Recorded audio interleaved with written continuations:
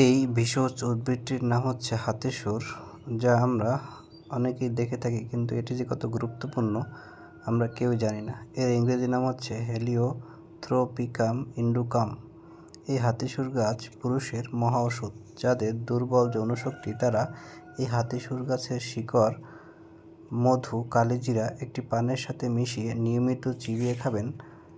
দ্রুত আপনার যৌনশক্তি বৃদ্ধি পাবে এবং মহিলারা আপনার কাছে হার মানতে বাধ্য থাকবে। এছাড়াও এটি আরও নানা রোগের জন্য কাজ করে। এর পাতার রস ক্ষত, ফোড়া এবং চর্মরোগ ও ব্যথানাশক হিসেবে ব্যবহৃত হয়। এটি একটি গুরুত্বপূর্ণ উদ্ভিদ যা মানবদেহের জন্য খুবই উপকারী।